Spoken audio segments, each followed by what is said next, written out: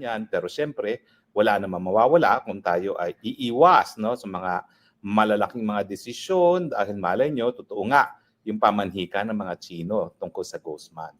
Siguro pag-usapan natin later on yan. No? Hahanap tayo ng eksperto para pag-usapan ng Ghost Month para maiba naman dahil puro politika ang pinag-uusapan natin. Pero ngayon, politika pa rin pag-uusapan natin pero medyo may kinalaman din sa batas. Dapat bang parusahan yung mga pumupula dun sa desisyon ng Korte Suprema na ibinasura ang impeachment complaint laban kay BP Sara? Well, unang-una, no? Sorry na lang talaga sa mga maasim. Pero sa mulat-mula, naniniwala naman ako na talagang walang ibang desisyon ng Korte Suprema kung hindi dapat i-dismiss yan. Kaya importante ako na nagva-vlog eh. Kasi pag ako nag-vlog, meron akong record kung ano yung mga sinabi ko. No? At sa mulat-mula, sinabi ko na talagang madi-dismiss yung kasong yan dahil ang pinagbabawal ng saligang batas ay yung mahigit sa isang beses na impeachment complaint laban sa isang impeachable officer. At syempre, pag pang-apat na impeachment complaint ang naging basihan ng articles of impeachment, yan ay sumusobra sa isa. 4 is more than 1. So sa akin, hindi mo na nga kinakailangan maging abogado para malaman mo na talagang mababasura yan. At ang mas mabuti pa, nagsalita rin ang Korte Suprema tungkol dun sa karapatan ng mga pinapaalis sa pamamagitan ng impeachment na meron silang karapatan na madinig at every stage of the impeachment proceedings. Totoo naman po yan. Kaya nga meron tayong proseso na nakasaad sa saligang batas na kinakailangan dumaan yan sa Committee on Justice at binibigyan ng pagkakataon talaga yung ini-impeach na opisyales na makasagot no, bago magbotohan. So talaga naman pong sa dati-dati na, no, talagang at every stage kapag merong karapatan na mapagkakait sa isang tao, kinakailangan siya ay madinig muna. Pero ngayon malinaw yan na pati sa impeachment ay merong karapatan na madinig ang isang opisyales na tinatangkang paalisin sa pamamagitan ng impeachment. Ngayon, eto na ngayon yung mga maaasim. Si Risa Ontiveros, naaabala ang aking kaluluwa. Ang drama naman yan. Pati kaluluwa naabala dun sa desisyon. Tapos meron pa mga senador ngayon na gumawa pa ng isang resolusyon na nagsasabi na dapat ipagpatuloy ang impeachment. O, sabi ng iba yan ay incitement to sedition dahil yan ay isang tangka na baliwalain ang naging desisyon ng isang kinikilalang judicial organ ng ating gobyerno. No? So incitement daw yan to sedition dahil ang pinagagawa nila isang bagay na labag sa desisyon ng Korte Suprema. No? At siyempre, nandyan si Gadon na nagsabi na tuta daw ang mga mahistrado dahil dinismiss nila ang kaso laban kay BP Sara. Ito namang si Sendanya ng Akbayan, sinabi niya na Supreme Cuddler daw ni Sara Duterte ang mga mahistrado ng Korte Suprema. At itong si Heydarian, okay, self-proclaimed expert on everything. Ang sabi niya, kaya daw ganyan ang butuhan ng Korte Suprema ay 13 sa kanila ay appointees ni Presidente Duterte. Well, alam nyo naman po, sa mulat-mula, ako'y naninindigan na isa sa pinaka-importanting kalayaan ay ang malayang pananalita. At siyempre, ang paninindigan ko yan ay isinasabuhay ko.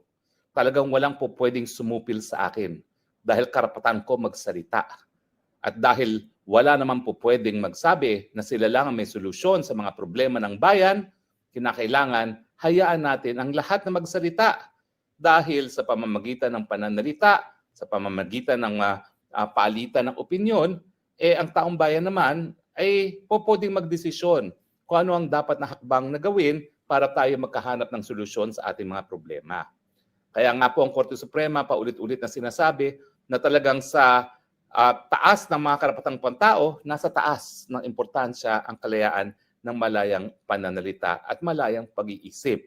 Siguro itong karapatan nito ay nakabase na rin sa paniniwala ng lahat ng pananampalataya, Kristyanismo, Islam, Buddhism, na kung sino man yung Panginoon, yung Supreme Being, ay gumawa ng tao na merong kakayahan mag-isip. At dahil siya ay may kakayahang mag-isip, pwede siya magdesisyon para sa kanyang sarili. Pero kung hindi naman natin hahayaan itong malayang merkado ng idea, hindi rin natin malalaman kung anong katotohanan. Kaya nga, maski yung mga masasakit na mga pananalita, yan ay protektado. In fact, ang sabi ng Korte Suprema, talaga ang dapat bigyan ng proteksyon ay yung mga hindi popular na mga salita. Kasi kung yan naman ay mga popular na salita, bakit mo pa kinakailangang proteksyon? Di ba? Well, ganyan pa rin ang paninindigan ko pagdating doon sa issue na dapat bang maparusahan ang mga pumupula sa Korte Suprema. Ang pinakahuling kliyente ko rito, matindi ang kaso, si Lorraine Badoy. Ngayon, si Lorraine Badoy, yun nga, di umano ay hindi nagtangka, nagbanta daw ng violence against the person of a judge. At syempre, ang sinabi namin dun sa petisyon ni Lorraine Badoy, alam mo, sa mulat-mula, sinabi na ng Korte Suprema, ang mga taong gobyerno, kasama na ang mga maestrado, hindi dapat balat sibuyas pagdating sa kritisismo. At syempre, ang Korte Suprema na mismo nagsabi na kung ang pula sa isang taong gobyerno ay may kinalaman sa kanyang trabaho, hindi yan libelous. At syempre, kung ikaw naman ay pupula dahil sa desisyon ng Korte Suprema, hindi yan dapat maging dahilan para ikaw ay maparusahan. So ako naman ay naninindigan na yung desisyon kay Lorraine Badoy na pinatawan lamang siya ng 30,000 fine ay isang pagkilala sa importansya ng karapatan ng malayang pananalita. Bakit? Pwede naman siyang ipinakulong. Diba? Dahil matindi yung paratang sa kanya na di umano nagbanta siya sa buhay ng isang nakaupong RTC judge. Pwede namang mas malaking fine ang ibinigay sa kanya. Pero dahil parang tapik lang ang binigay sa kanya ng 30,000 fine, yan ay nagpapakita na binalanse lang ng Korte Suprema yung napaka-importanteng karapatan ng malayang pananalita, doon din naman sa karapatan ng ating hukuman na itaguyod ang integridad ng ating hudikatura. Now, bakit ba kinakailangan itaguyod ang integridad ng ating hudikatura? Hindi naman yan para protektahan talaga yung mga damdamin ng mga justices. Kung hindi gaya ng sinabi ko kahapon, kapag ang taong bayan ay nawala ng tiwala sa hukuman, paano pa sila susunod sa mga desisyon ng hukuman? At kung hindi naman sila susunod sa mga hukuman, paano pa natin magkakaroon ng mapayapang mga pamamaraan para maayos ang mga gusot ng tao sa isa't isa? So talagang kung ninanais natin na magkaroon ng kapayapaan sa pamamagitan ng tinatawag na rule of law, kinakailangan galangin natin ang desisyon ng Korte Suprema o ng ating mga hukuman. Dahil kung hindi natin gagalangin yan, sino pa? Paano pa natin magkakaroon ng resolusyon yung mga hindi kasunduan? Di ba? Magpapatayan na lang tayo at ang resulta magkakaroon ng malawakang violence sa ating lipunan. No? So kinakailangan talaga yung pagbabalanse ng karapatan ng malayang pananalita at yung katungkulan ng hukuman na bantayan din ang integridad ng hukuman upang hindi mawala ang tiwala ng taong bayan sa capacity ng institusyon na magbigay ng katarungan. Kaya nga, ang aking paninindigan, dahil nandyan ang karapatan ng malayang pananalita at nandyan yung importansya ng pananatili ng taong bayan sa integridad ng ating hudikatura, yung balanse na yan, kung ikay magpaparusa, dapat talaga napakaseryoso ng mga paratang laban sa hukuman na to the point na seryosong-seryoso siya na magkakaroon ng tinatawag na clear and present danger. Now, doon sa kaso ni Badoy, na ako'y dinipensahan ko naman, ang sabi ng hukuman, kasi makikita natin, nung matapos magbanta sa buhay ng isang West, itong si Dr. Badoy, may mga comments na sumusuporta.